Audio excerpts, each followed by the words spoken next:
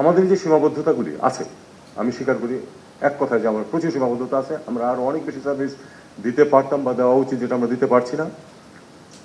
সেজন্য আমাদের যে ক্রিটিসিজম, যে সেটাকে কিন্তু আমি মেনে নিই। কিন্তু পাশাপাশি আমি আশা করি যে অর্জনগুলিরও তাহলে প্রশংসা করুন।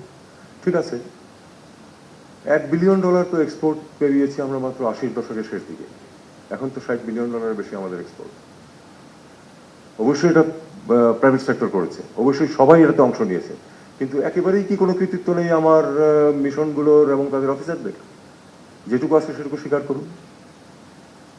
একইভাবে 1 কোটি লোক এখন পৃথিবীর বিভিন্ন জায়গায় ছড়িয়ে ছিটিয়ে আছে এবং তারা কাজ করছে, তাদেরকে আমরা সার্ভিস দিচ্ছি। কিন্তু সার্ভিস দিচ্ছি, আমি এখানে একটু আমার সহকর্মী যারা তাদেরকেও একটু সচেতন করতে চাই যে এই একটি বিষয়ে অবশ্যই আমাদের কৃতিত্ব আছে, পুরোটা আমাদের না, অন্যদেরও আছে, আমাদেরও কৃতিত্ব আছে।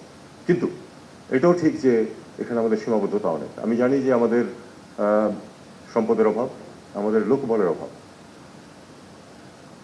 20 লাখ থেকে 1 কোটিতে উঠেছে আমাদের এক্সপেক্টেড। আমাদের লোকবল আমরা কতটুকু বাড়াতে পেরেছি আমাদের মিশনগুলোতে?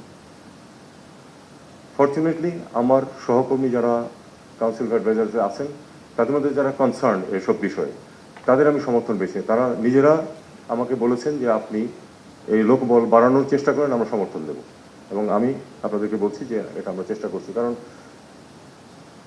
দুটো জিনিস এখানে, সৌদি আরবে আমাদের লোক সংখ্যা কত এটা নিয়ে সৌদিদের একটা তথ্য আছে যে 32 লক্ষ, এর কাছাকাছি হবে বা কিছু কম হবে।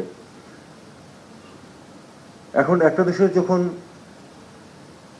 এই বিপুল সংখ্যক লোক থাকে, তারা যদি সবাই সব নিয়মকানুন মেনেও চলেন, তারপরেও কিন্তু একটা বড় অংশ থেকে যায় যারা সমস্যায় থাকেন। আমাদের এখানে বিষয়টা উল্টো।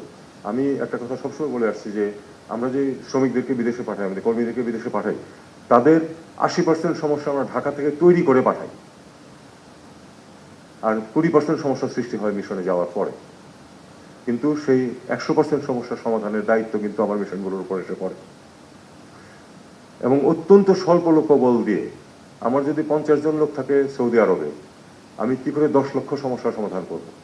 কাজে সমস্যাটা যাতে কম হয় সেটা ঢাকা থেকে শুরু করতে হবে, এটা আমি ইমপ্রেস করার চেষ্টা করছি। তারপর আমি এটুকু বলবো আমার সহকর্মীদেরকে যে আপনারা যারা কাজ করছেন, এটুকু মনে রাখবেন যে যে লোকটা আপনার কাছে সহায়তার জন্য আসে সে কিন্তু শখ করে আসে না। কিছু লোক সমস্যার সৃষ্টি করে ইচ্ছা করে, কিন্তু বেশিরভাগ কিন্তু আসে অত্যন্ত দুরবস্থায় করে। আপনাদেরকে আপ্রাণ চেষ্টা করতে হবে যেন সেই মানুষটি যেন আপনার সহায়তা পান।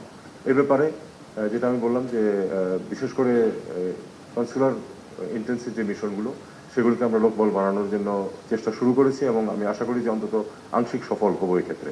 আপনাদের অনেক সমস্যা আছে, কিন্তু এই লোকগুলির সমস্যা আপনাদের সমস্যার চেয়ে বেশি, এই কথাটা আপনারা সবাই হৃদয়ঙ্গম করার চেষ্টা করবেন।